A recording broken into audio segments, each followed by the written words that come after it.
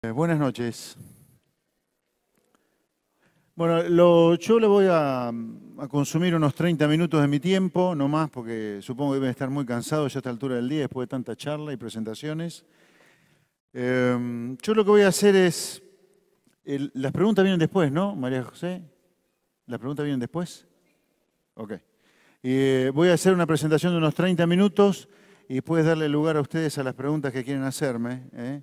Ojalá que me pregunten, porque me parece que hay mucho para conversar y discutir.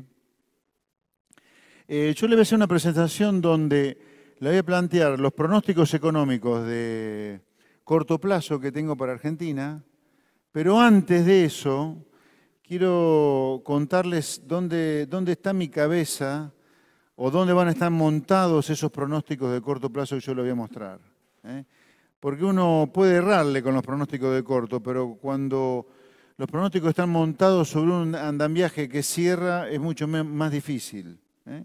Así que lo que yo voy a hacer, insisto, es primero darles una idea de dónde viene Argentina, qué es lo que está haciendo, donde yo voy a poner los pronósticos ahí de corto plazo, ¿eh?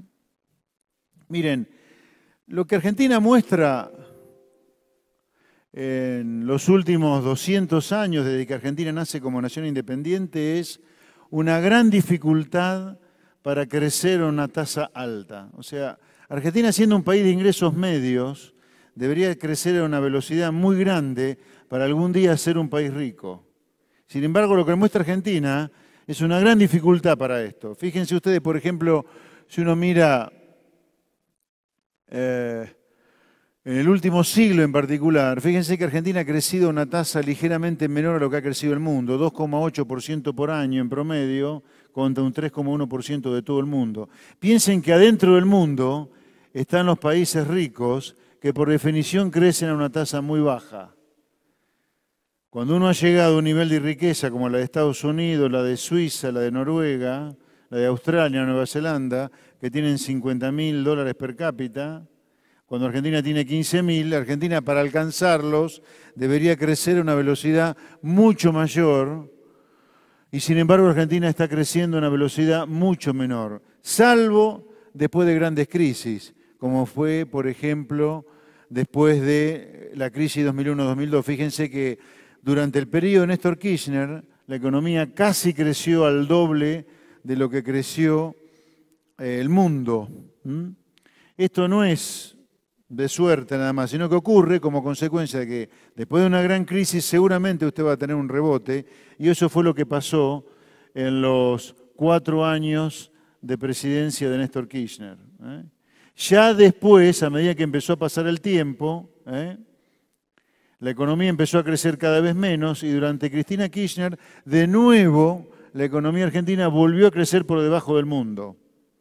Para no hacérsela demasiado larga, créanme que el único periodo donde Argentina creció durante mucho tiempo a una velocidad muy superior, durante mucho tiempo, insisto, al mundo, fue durante la generación del 80, que hablamos de 40 años acá. ¿Y qué hizo en este periodo Argentina donde creció? ¿En el centro? Bueno, ¿acá? ¿Está bien ahí? Bueno. ¿Y qué hizo Argentina en estos 40 años donde creció bien por encima del crecimiento económico del mundo? Yo diría, primero hizo una lectura inteligente del mundo. En lugar de verlo como un enemigo, lo vio como una oportunidad. ¿Qué hizo la Argentina? Se abrió el comercio, tuvo un Estado relativamente de un tamaño razonable, sin déficit. Recuerden que Argentina, a principios del siglo XX, fue el primer país en alfabetizar a su población, ¿eh?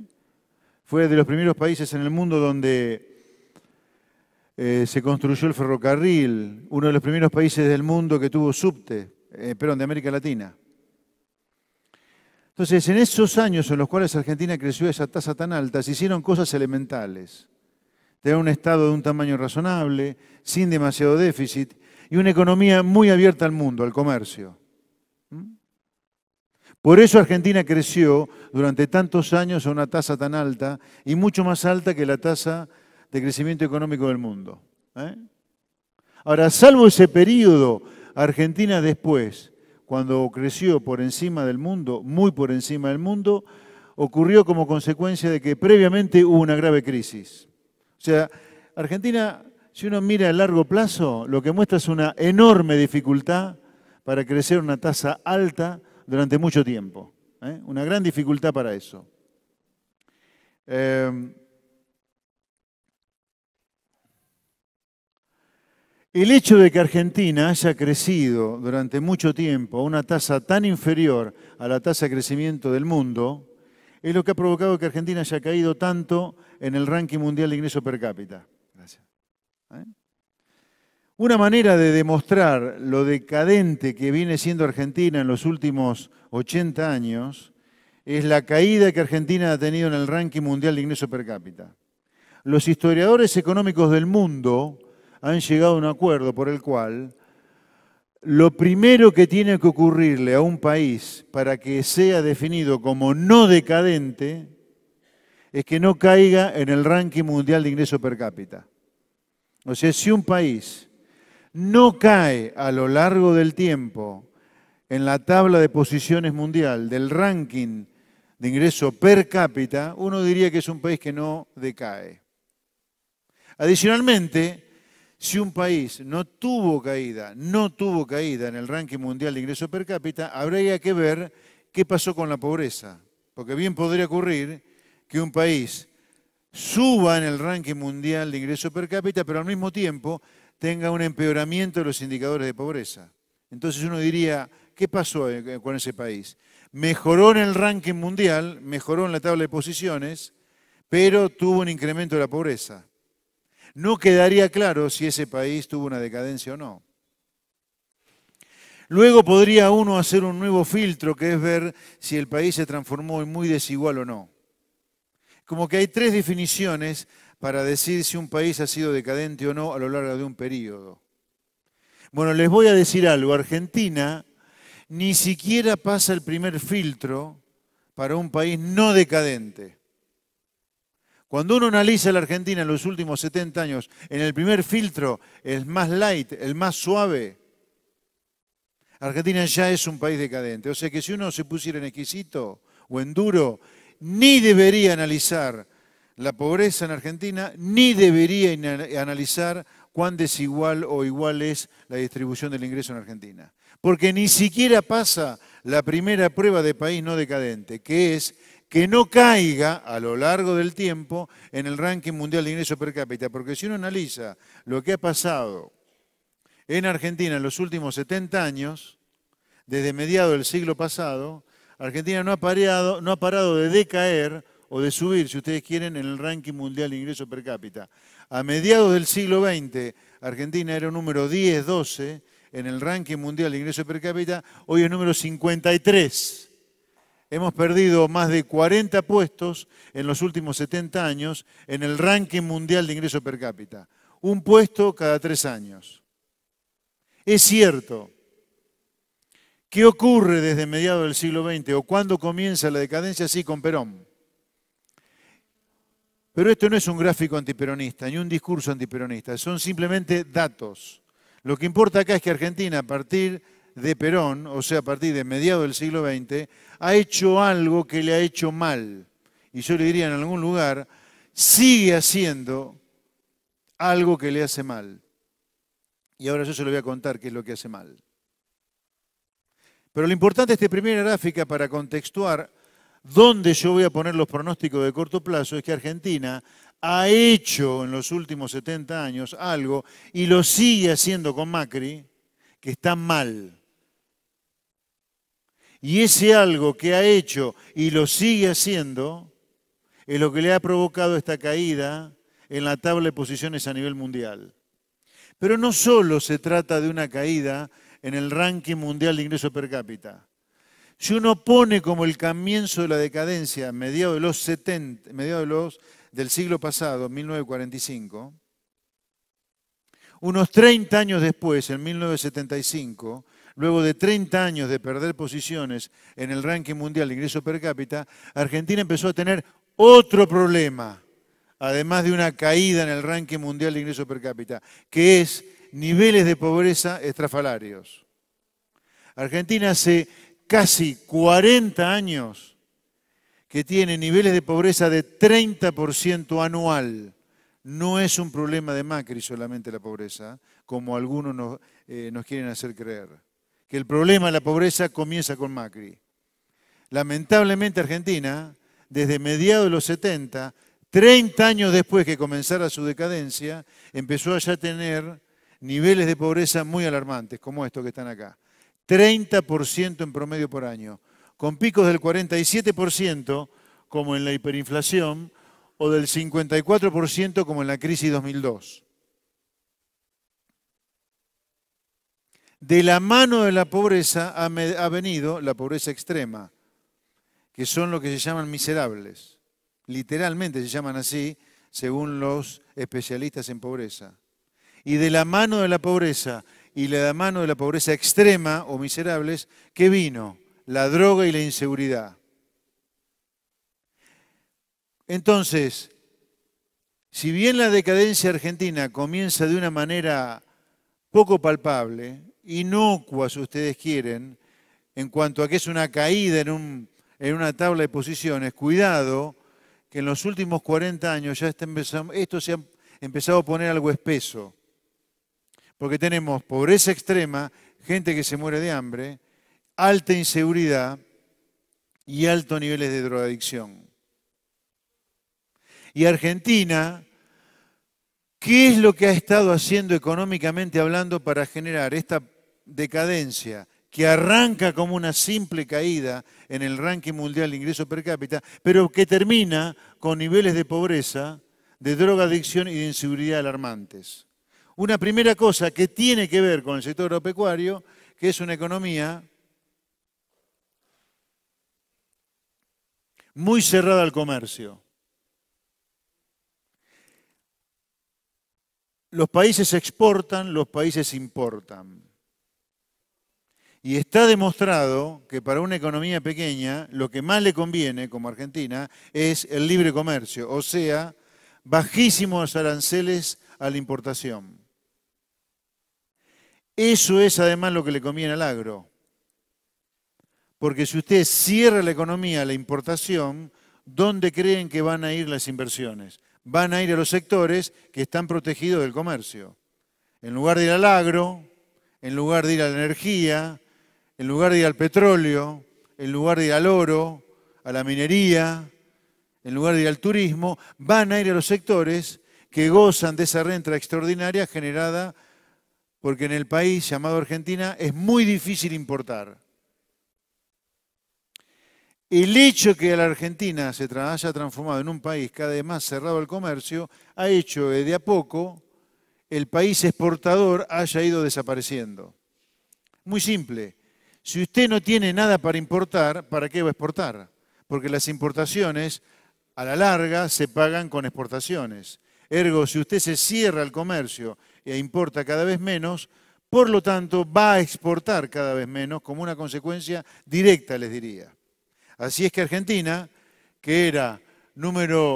así es que Argentina, cuando estallaba la crisis, la Primera Guerra Mundial,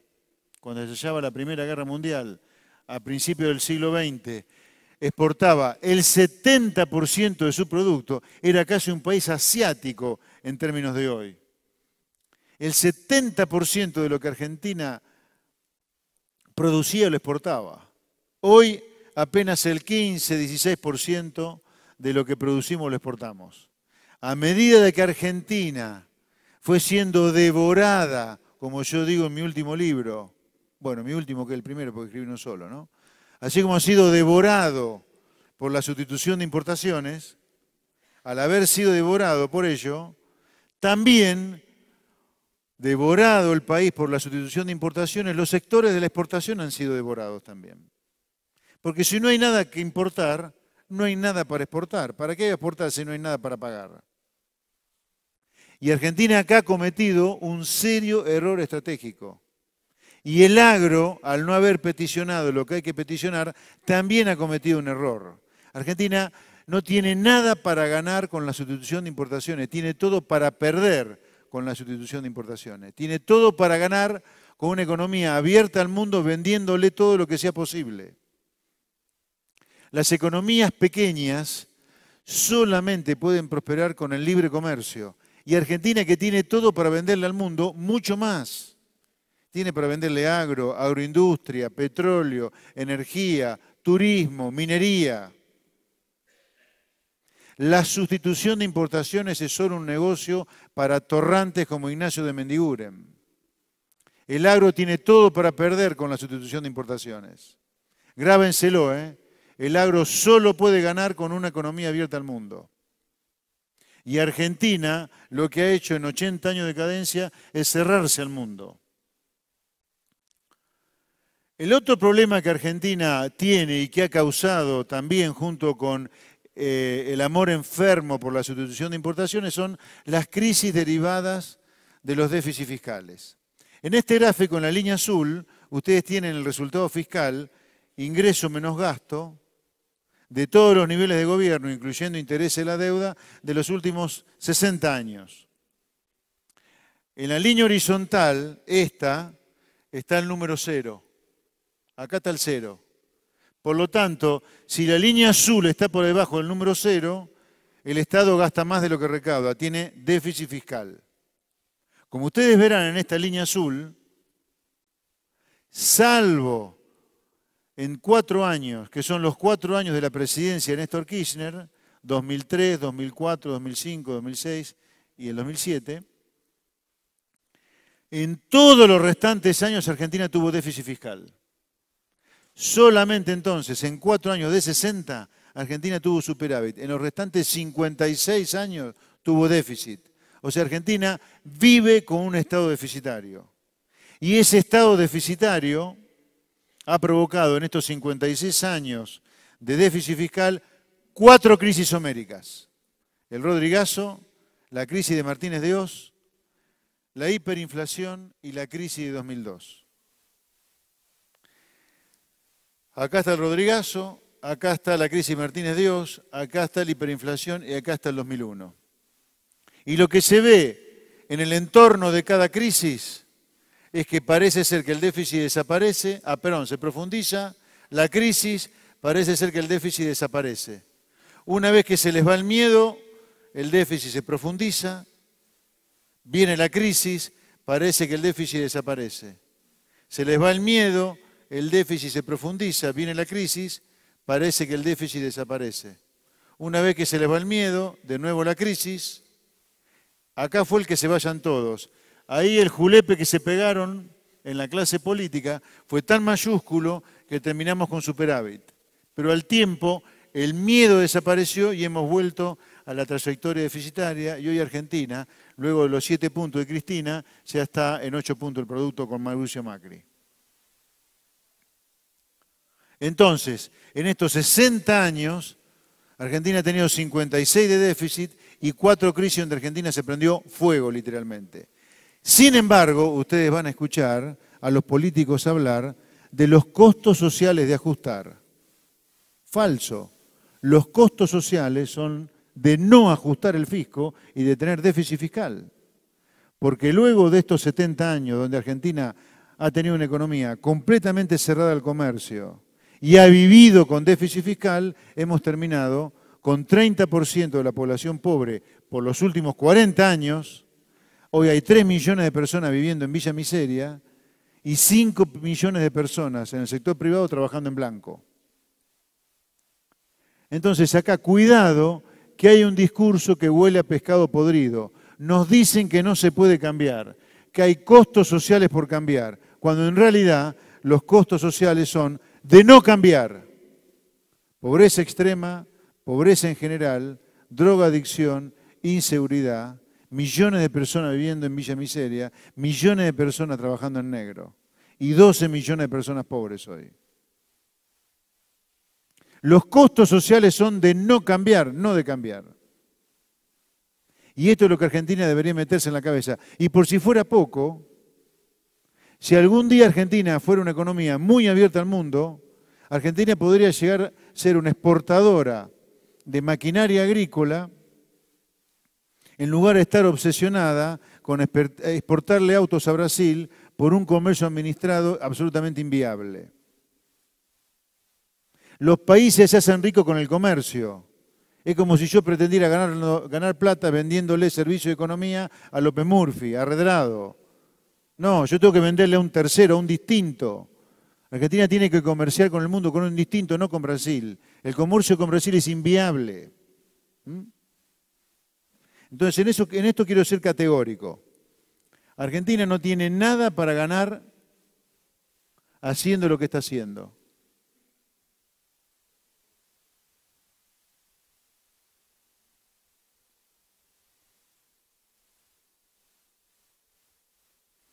Argentina tiene todo para ganar con esto, con el libre comercio, con una inflación relativamente... perdón, he movido la... Acá quería ponerme.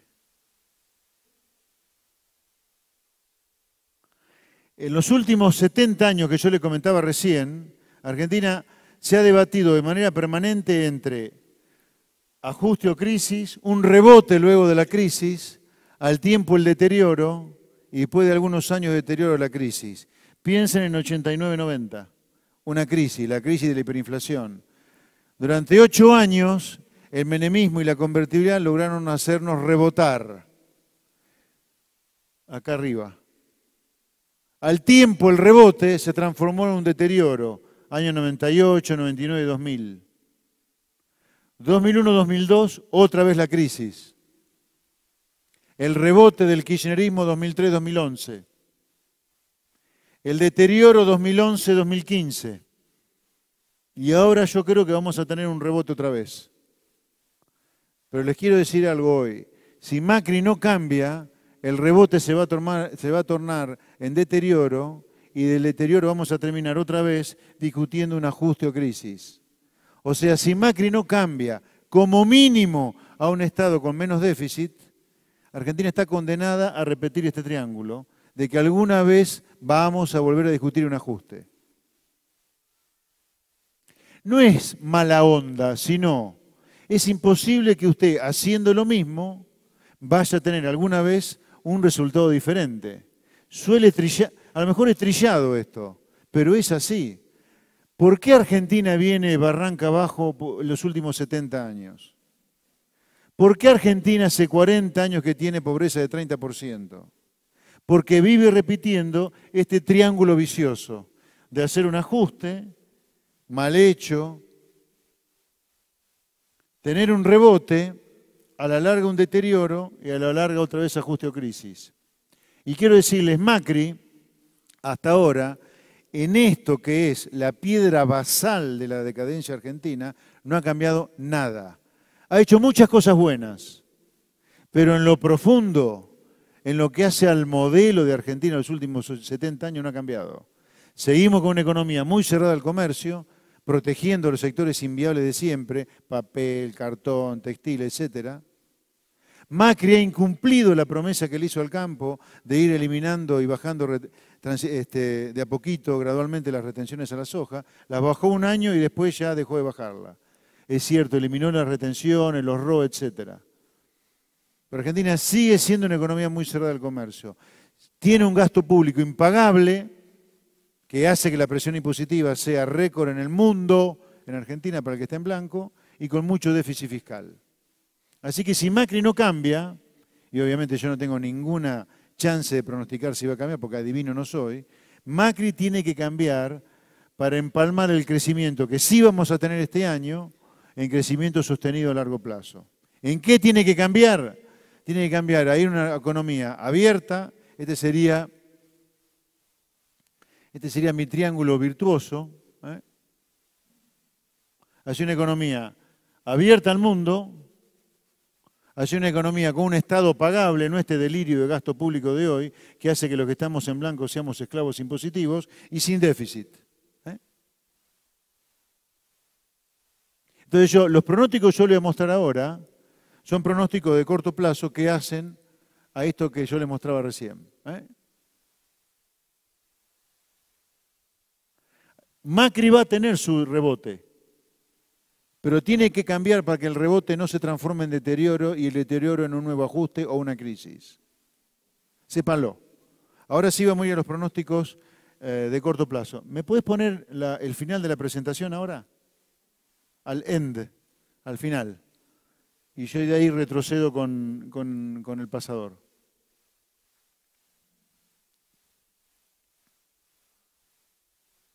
¿No va? Bueno, le doy yo de a poquito con el cursor entonces. Bueno, antes, una vez que aparezcan los pronósticos, se los presento, pero para introducirlos. Entonces, el primer tema ya está. Vamos al segundo tema. Algunas cuestiones de muy corto plazo.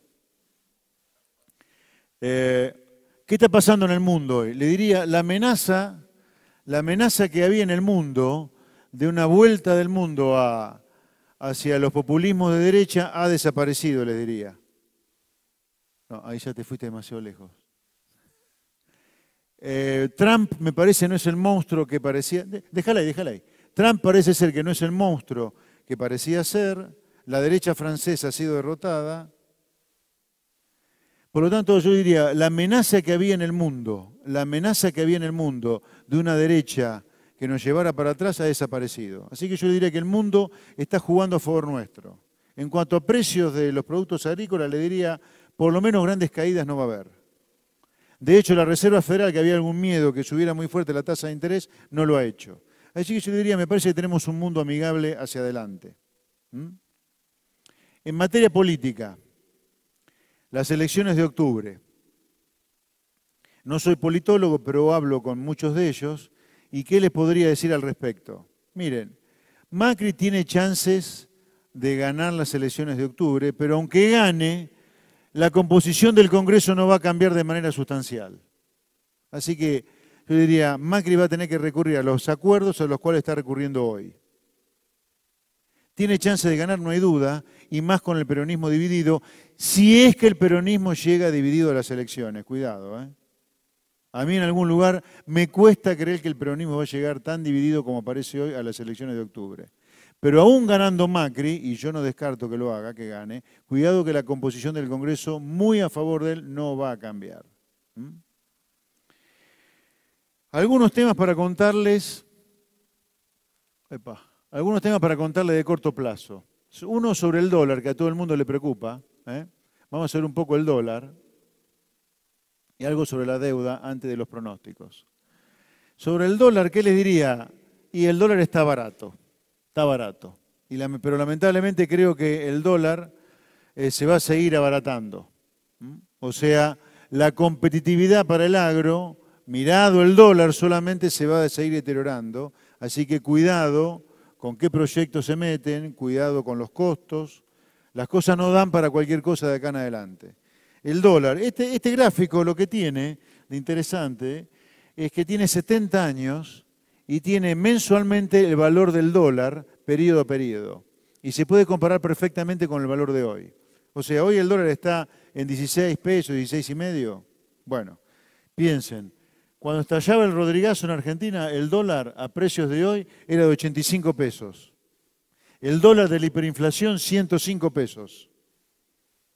El dólar del fin de la convertibilidad, 16 pesos y medio. El dólar de junio 2002 de 46 pesos. El dólar de hoy, 16 pesos. Piensen esto, Argentina tiene hoy un valor de dólar de 16 y el de diciembre de 2001 de 16 y medio. ¿Quién dudaba que el dólar estaba barato en diciembre de 2001? Bueno, hoy tenemos el dólar de diciembre de 2001. Si ustedes quieren verlo de otra manera, hoy tenemos el dólar de 1 por 1, como si fuera el 1 por 1 de diciembre de 2001. El dólar está barato, sin duda. El déficit fiscal no se parece, no es demasiado diferente al del 2001 también. Igualmente yo creo que no hay ninguna chance en 2001, no hay ninguna chance, pero eso sí indica que tenemos alguna dificultad.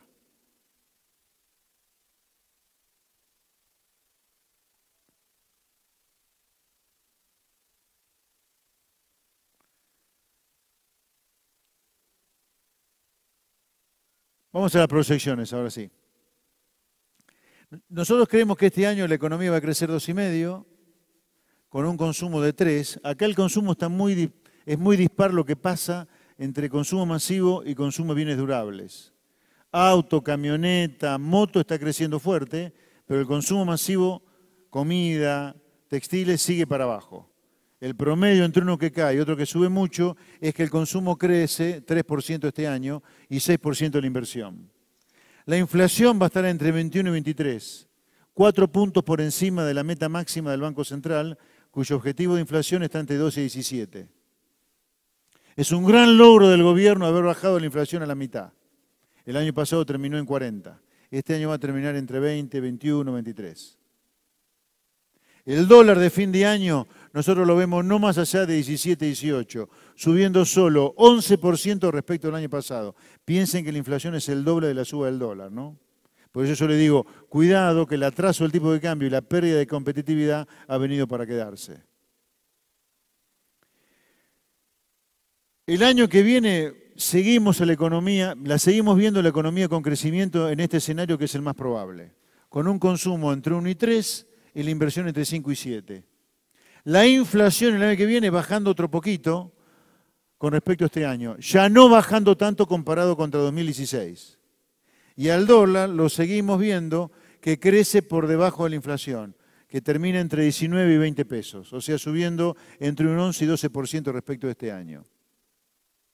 Este es el escenario más probable. Y yo no descartaría, fíjense que acá le estoy poniendo números al triángulo, ¿no? Aquel triángulo que yo les mostraba, donde después de un ajuste hay un rebote. 2017 es año de rebote, 2018 también es año de rebote económico. Pero insisto, antes de insistir, en el 2019 Argentina puede seguir creciendo. Sí, el rebote puede durar 2 o 3 años o 4, sí, claro. El que vino después de la hiperinflación duró 8 años. El que vino después de 2002 duró 9. ¿Por qué no va a durar 3, 4, 5 años el de Macri? Claro que puede durar. Yo hasta ahora me animo a pronosticar con alguna claridad y ponerle número al 2017-2018. Pero esto puede continuar 2019 y más también si nos acompaña la situación internacional. Sobre Brasil, para cerrar un poco la situación internacional, miren, Brasil, todos pensábamos que iba a crecer en 2017, no va a crecer este año, va a crecer algo el año que viene. Y eso nos ayuda a de ir algo para adelante durante el año que viene. Yo diría, para el agro, la excelente noticia es que tenemos un gobierno que ha dejado de considerar al agro como su enemigo, como sostenía el kirchnerismo. La oligarquía agropecuaria, la oligarquía vacuna, los piquetes de la abundancia, todas esas estupideces afortunadamente han desaparecido. Tenemos un gobierno que ya no lo considera al agro como su enemigo. Y por eso ha desmantelado gran parte del arsenal de medidas antiagropecuarias que tenía antes el kirchnerismo. Pero de ahí a que el agro solo tenga buenas noticias hacia adelante, hay una gran diferencia. Sin duda que tenemos un gobierno en el agro que ya no lo considera más un enemigo, pero el atraso cambiario, la presión impositiva, que es hija del enorme gasto público, y el déficit fiscal me parece que requieren de mucho coraje de parte del presidente que hasta ahora no lo ha demostrado. Está muy bien habernos amigado con el mundo civilizado y salir solo de nuestras relaciones con fascismos como el de Venezuela, China y Rusia. Pero hace falta mucho más para cambiar este destino de Argentina de tener 4 o 5 años buenos para después volver a caer, como les mostraba en el triángulo vicioso, en ajustes o crisis y del periodo del deterioro. Así que yo diría, me parece que tenemos algunos años de crecimiento por delante, pero cuidado que para el agro y la rentabilidad me parece que la cosa empieza a apretar un poco. Ahora sí, les pregunto a ustedes. Muchas gracias. Gracias por estar en nuestra provincia y aprovechándote, a pesar de que soy un gran seguidor tuyo, porque quería decirte lo siguiente. Como fundador y titular de una empresa metalúrgica de familia, desarrollando productos para el agro, considerado estar en un rubro de privilegio por lo que está viviendo el agro, pero yo te quería preguntar, José Luis, ¿cómo puede ser la presión tributaria que vive una empresa familiar de 48 funcionarios que la integran en un pueblo de una localidad de 5.000 habitantes, donde lo que nosotros fabricamos, que hace 35 años, tendríamos demanda de nuestros vecinos, Bolivia, Uruguay, Paraguay, pero no le podemos competir, no podemos entrar. Como ninguno de estos países tienen protección arancelaria, tienen la frontera con Estados Unidos del libre comercio, y los productos nuestros, que no se le puede envidiar a ningún producto la calidad que tienen en el mundo, pero no le podemos entrar a los países limítrofes, como dijiste vos, un dólar bajo. ¿La pregunta cuál es? ¿Cómo? ¿La pregunta cuál es?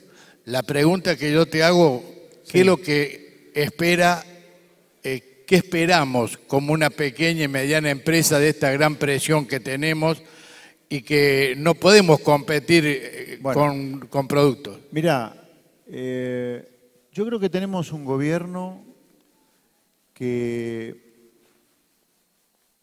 no creo que vaya a cambiar de raíz, o lo considero poco probable, no quiero ser categórico, pero hasta ahora no muestra uñas de guitarrero para romper con los vértices, los 3 vértices de nuestra decadencia. Una economía muy cerrada al comercio, a pedir de Mendiguren, un Estado gigantesco que nos viola impuestos directamente, nos exprime como un limón impuestos, y encima deficitario, con lo cual nos vuelve a exprimir por segunda vez. Yo no lo veo hasta ahora como un gobierno que tenga uñas de guitarrero para eso, pero sí lo veo con la buena intención de, a través de Banco Nación, de a través de programas de ayuda del Ministerio de la Producción, de darle la mano que sea a las pymes y a las empresas en general. Pero no lo veo con las agallas hasta ahora de que vaya a decir, señores, si hay empresas que se funden como consecuencia de la presión impositiva impagable y que echan gente porque funden, bueno, hay que echar empleo público para bajar el gasto público. Porque ¿cuál es el argumento para no bajar el gasto público echando gente y las empresas sí se funden echando gente por la presión impositiva o el dólar barato? No lo veo al gobierno poniéndose así, pero sí lo veo con ganas de que a la gente le vaya bien. Pero no lo veo con las agallas hasta ahora de romper las mafias que hay en la política para bajar el gasto, en la justicia para que los delincuentes vayan chorros y para que los de Mendiguren de este mundo se fundan si hay que fundirse. La verdad, el gobierno no lo veo con esas agallas. Por nada. Otra pregunta. ¿Qué tal? ¿Cómo ves el tema de los márgenes agropecuarios, viendo que el precio de los cereales, en el caso de la agricultura, ¿no? No hay mucha probabilidad de que vayan a subir, y el dólar, como dijiste, que se vaya a mantener bajo, sí, y el aumento de los costos, ¿no? Mano de obra, energía, etcétera? Yo ratifico lo que les dije antes. Yo creo que la rentabilidad por unidad de producción del agro, sin duda que para mí va a caer. Va a seguir cayendo, ya empezó a caer. Tuvo una mejora por la devaluación y la eliminación de retenciones y ya empezamos. Y yo creo que esa trayectoria va a continuar. No es que le estoy diciendo algo nuevo, en realidad el deterioro de la rentabilidad agropecuaria por unidad de producción ya viene desde mediados del año pasado y va a continuar, creo yo. De hecho, a confesión de parte del Relevo de Puebla, la dirigencia agropecuaria se quejó hace un mes ante el presidente de que la rentabilidad estaba cayendo de manera preocupante. Así que yo no dudaría que va para atrás. Entiéndanme, yo estoy acá para contarles lo que puede pasar, más allá de si me gusta o no me gusta, ¿no? Yo estoy para que hagan el mejor negocio posible. Me encantaría que no ocurriera eso, pero lamentablemente creo que ocurre y va a seguir ocurriendo. Por lo tanto, creo que tenemos un desafío gravísimo con los costos acá, ¿no? Bien.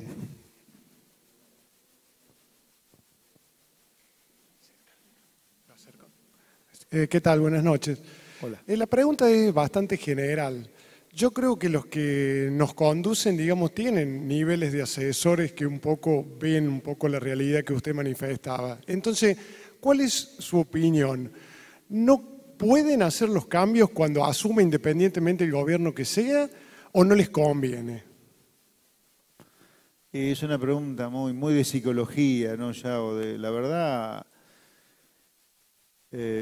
algunas cosas las tengo claras, otras no.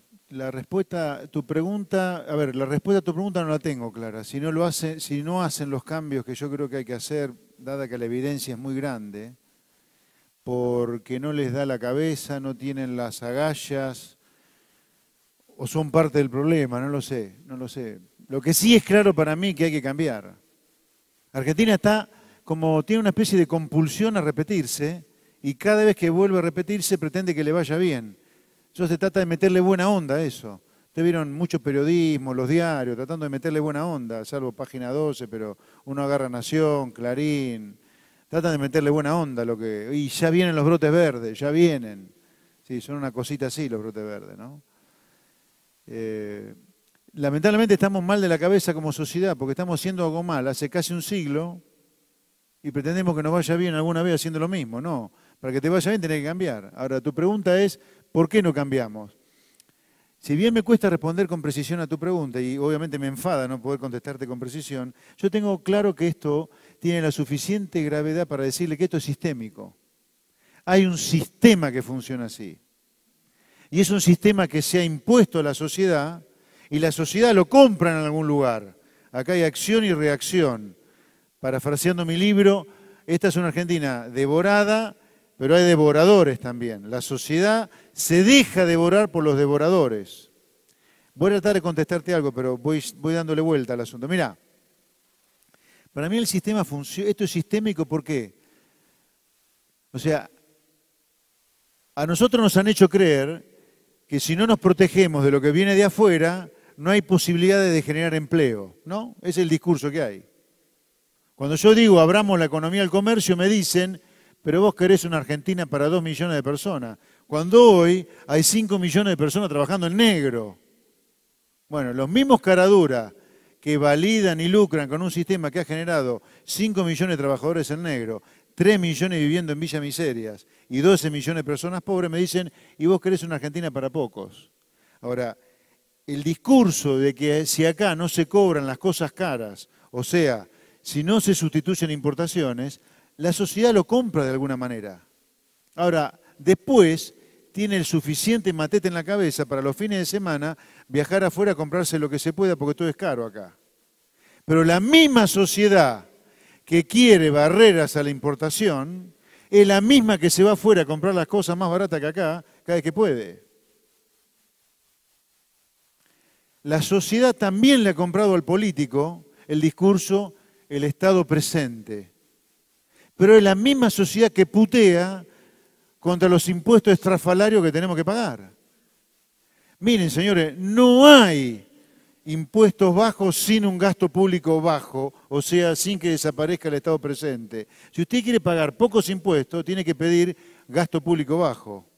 Y sí, aunque les duela, tiene que pedir que echen empleo público, y sí, algún día le tiene que tocar a ustedes los que pagan impuestos, ¿no?